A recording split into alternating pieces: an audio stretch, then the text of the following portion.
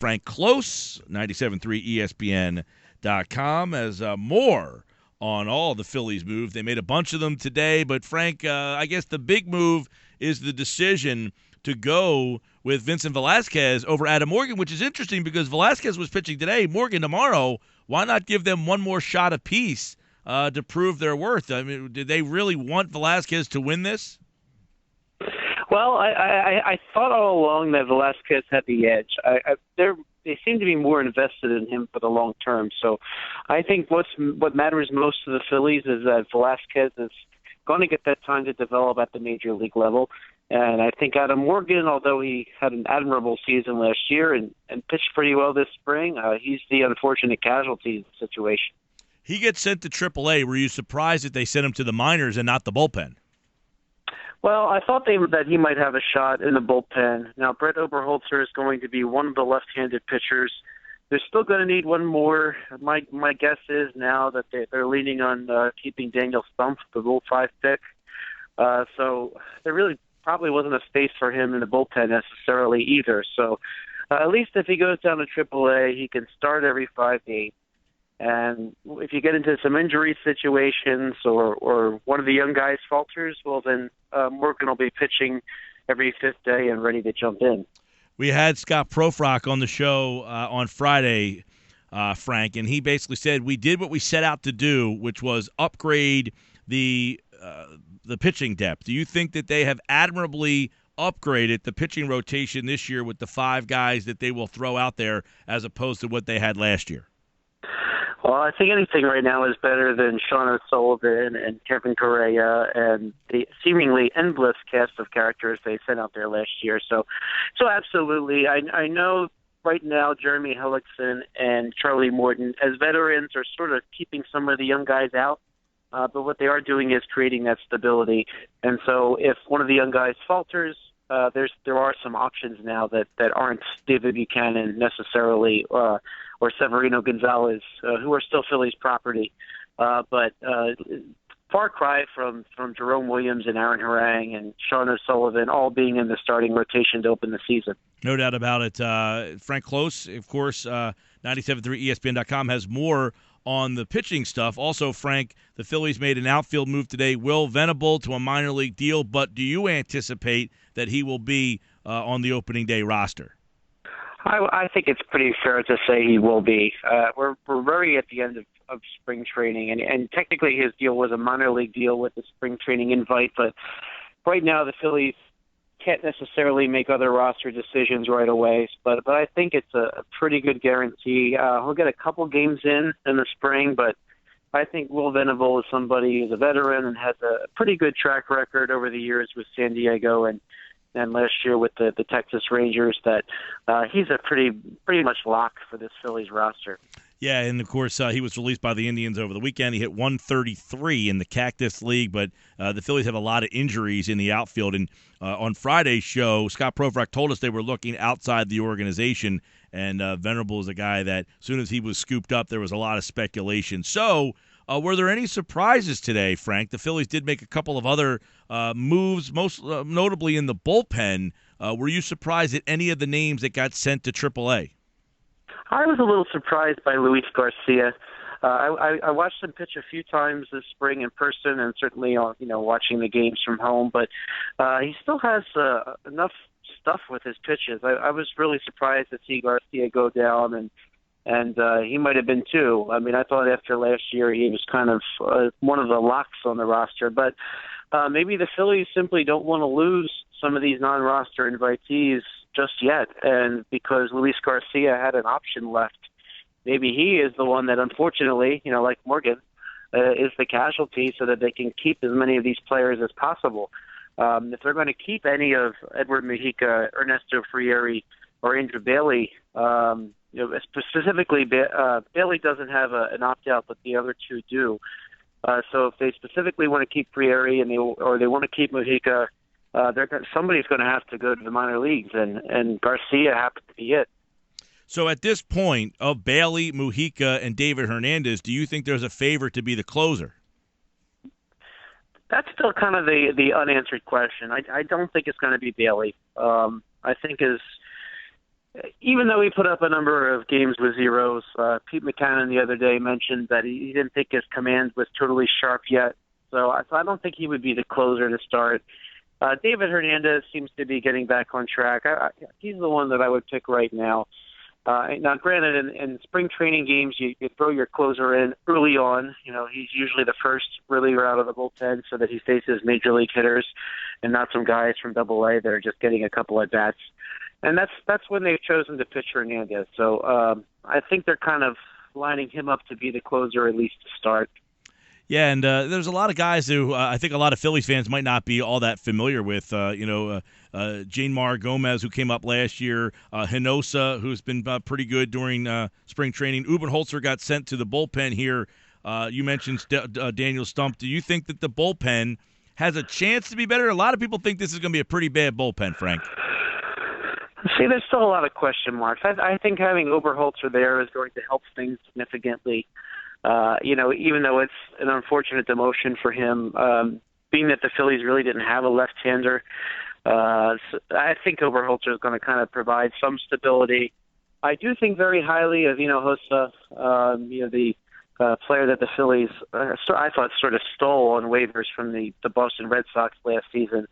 So I think he could develop into something. Hernandez, to an extent, should be a reliable veteran arm, but I think the biggest thing looking at the bullpen compared to last year is you're not going to see as many blowouts where the starter's out of the game with 2 outs in the third, and then all of a sudden the bullpen has to pitch 6 1/3 innings. Yeah, that seemed to happen night after night after night, and as we saw, using them way too much is just going to make them worse. So having Hellickson, having Morton, having Nola now, Eichhoff, and Velasquez, I don't think there's going to be a lot of 7-run, 2-inning outings from their starting pitching like they had last year. And just by that alone, the bullpen can pitch much more comfortably and much more rested. Hey, don't forget, Frank will be on tomorrow with the mailbag as well. We'll see what questions you guys have out there as the Phillies have 2 more spring training games left before they head back to the Northeast here. How does the venerable move affect guys like Cedric Hunter, Tyler Goeddel? Do you think that they all make the team? You had mentioned a couple other outfielders throughout spring training here. Who gets squeezed by this move today? Well, I think they're going to try to keep Goeddel best so that they can. Even if he provides less than desirable results this season, it's better to just retain him and then have that asset in the organization going forward. Goeddel has to be sent back to the Rays if they don't want to add him to the roster. So given the fact that they have 2 injured outfielders, they probably have the roster room to sneak him in as a 4th outfielder. Now, Venable, he probably would play the left-hand part of that platoon with Goeddel, perhaps, which I don't really think there's room for a Hunter or a Lowe right now. Both of them, since they've had to play a lot, Odubel Herrera had that finger injury, so they got a lot of time in the last week, and they've kind of fallen off, both Lowe and Hunter. So neither of them might get a shot right now. And even though the Phillies sent Darnell Sweeney to the minors today, they might be likely to have the 4 outfielders we mentioned: Herrera, Borjos, Goeddel, and Venable, keeping somebody like Darren Ruff as an option.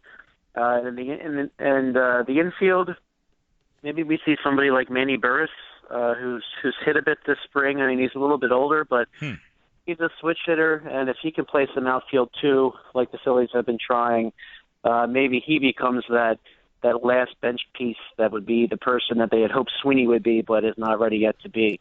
Let's take a look at some of the major league questions here, Frank, as we're getting down to the wire here. What do you think the platoon at first base looks like? Well, I think we're going to see a straight platoon between Howard and Ruff. Howard will face the righties, which is most of the time, and then Ruff will face the lefties as they come along, and both hit the other side pretty well. And that's been the case, and up till now we really haven't seen them played as a platoon. Darren Ruff just hit a home run today, so I mean he's looking pretty good, and I think he's going to get a chance to play against the left-handers at the very least. And who knows if if the Phillies need him, I think they can throw him in the outfield if they find themselves desperate for some offense here or there. And then, in the games when we play against the American League, which we don't see until the end of April. Well, they're at home at the end of April against the Cleveland Indians, but they don't play until towards the end of May, where they need a DH. And, you might see both of them in the lineup in those cases. But I think that's a pretty straight platoon going forward. Do they view, in your opinion, Cesar Hernandez as an everyday player, 2 years down the road when they hope this team starts to turn it around? Or is that what they're trying to find out from him this year? My take on Cesar Hernandez, and he's somebody I really enjoy watching play. He's hit very well at times, and unfortunately that injury last season didn't help them give a bigger look as they had hoped. I think what's going to happen is we're going to see Galvis and we're going to see Hernandez play every single day. And then what will happen when J.P. Crawford is ready is that whoever of the two, Galvis or Hernandez, is performing the best is going to be the second baseman. That's just because there's no clear standout from those two just yet. This spring, Hernandez has looked great. I personally really like his defense there. And even in 2013, when they just sort of threw him in center field, he hit pretty well. So I think he's got a chance to be a nice player in the major leagues. Whether he's a starter yet, I'm not sure that's sort of been decided yet. And the fact that he's a switch hitter and can play some defense, there's probably a spot on a major league roster for somebody like Hernandez for years to come. But whether or not he starts, he's gonna determine that by himself with his play this year. Yeah, and, Galvis, you wonder how long he's keeping the seat warm. Do they look at him as an everyday player? As you mentioned, does he flip-flop to second base? Does he become the super utility guy? Who's better off being the super utility guy, Galvis or Cesar Hernandez? In a lot of ways, they're kind of similar players. So, although Freddie's natural position is short and Cesar's natural position is second base, having a utility player who can switch hit like they both do is a very nice thing to have. So, if someday they're both the Phillies' backup infielders, that's a pretty nice backup infielder.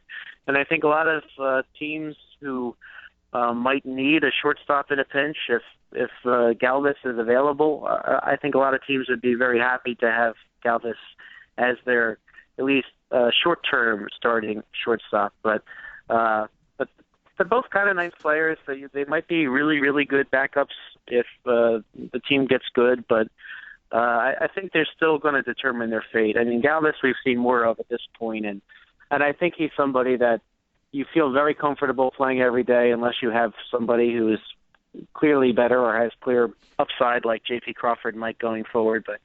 But overall, he's been a pretty nice player in the major leagues. I mean, he hit 263 last year with a 302 on base percentage. That's not bad in this day and age. Frank Klose is with us here, 97.3 ESPN.com, at Frank Klose with a K, 973 on Twitter, part of sportstalkphilly.com, Philadelphia.com. The guys over there do a great job covering the Phils, and Frank, of course, down in spring training. Franco, I mean, the numbers are jumping off the page here. He's getting a lot of high praise.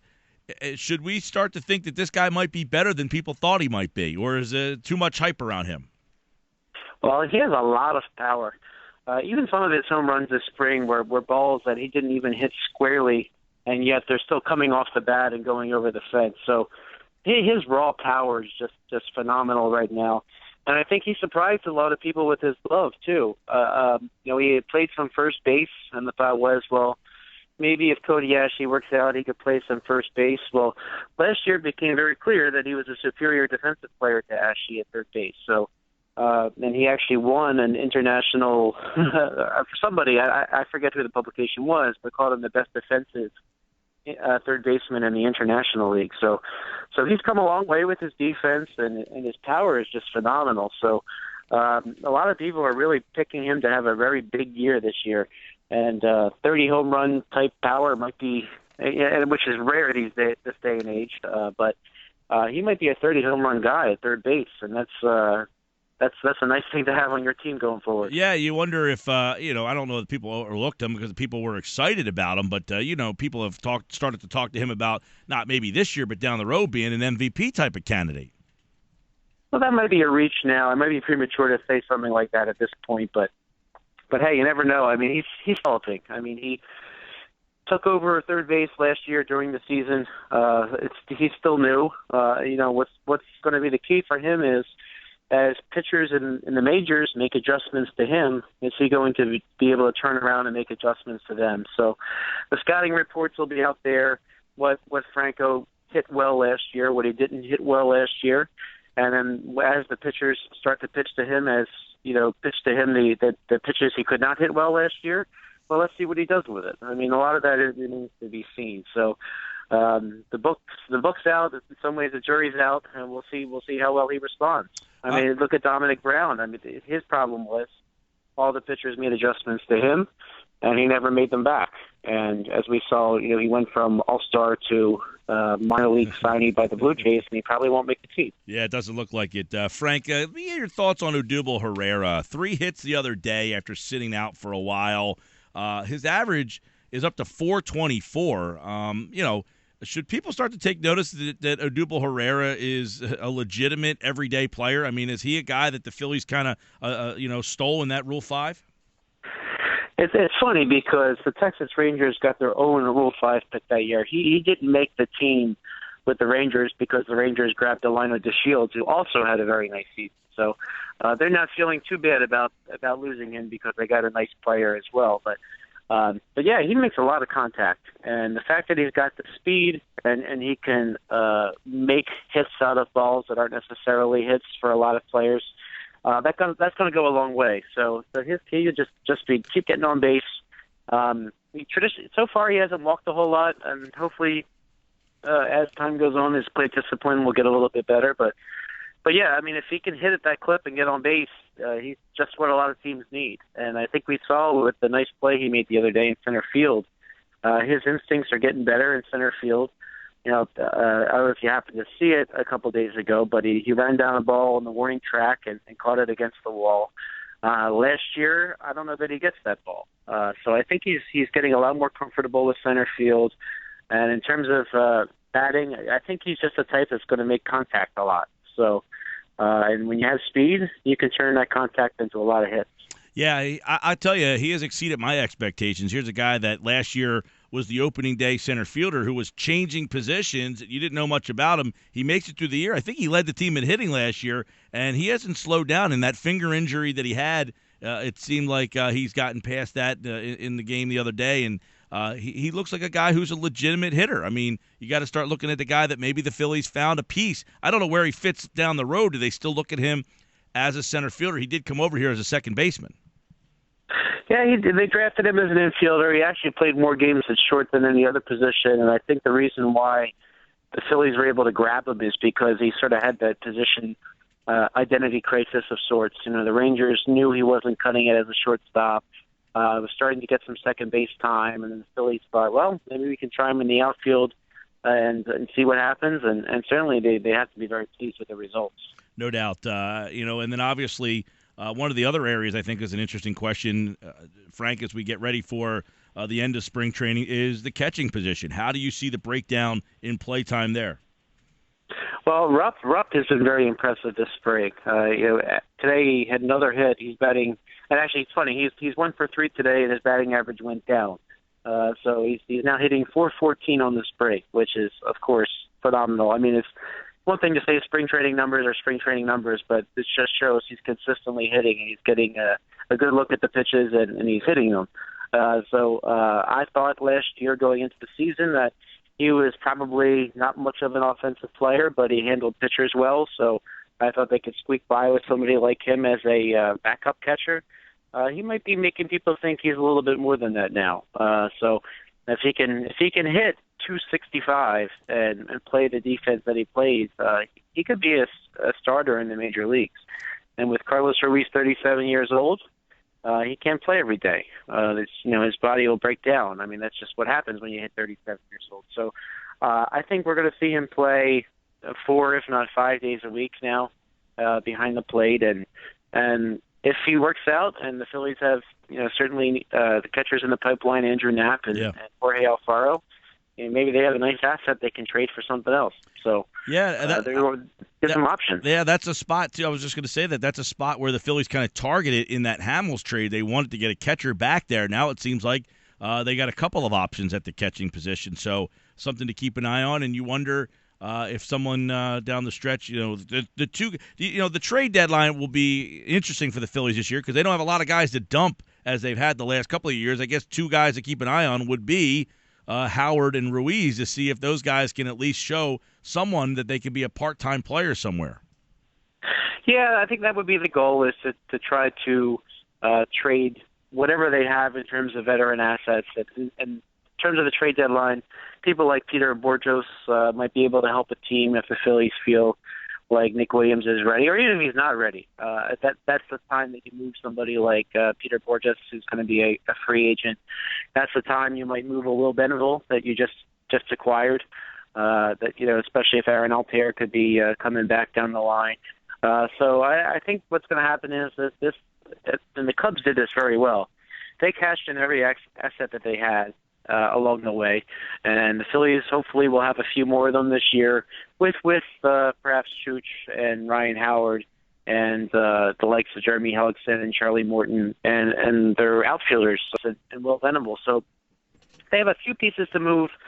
You don't know necessarily what you're going to get back. Probably small pieces like that. You might be getting somebody in Class A that could make it or could not make it. But what you want to do at this point is just cash out everything that you possibly can and get as many pieces as you can for the future. So that seems to be guiding their roster moves right now. So I would expect that they continue to do that into July. Yeah, and that would be also Hernandez and Bailey, too, possibly in that bullpen, maybe even Mujica, some veteran bullpen arms that teams are always looking for a playoff run. All right, we'll have plenty more on the Phillies throughout the season. 97.3 ESPN.com. Frank Klose at Frank Klose with a K, Klose 973 on Twitter. And, of course, sportstalkphilly.com for all the Phillies sports news, and Philadelphia.com for more on the Phillies. Frank's got a piece up right now on the new fifth starter, who is Vincent Velasquez. We talked about him early in the conversation. He came over in the deal for Ken Giles in this offseason. So the Phillies are getting some returns on those two big trades, Hamels and Giles. We'll have more with the Phillies mailbag coming up on tomorrow's show. Thanks, Frank. Thanks, Mike.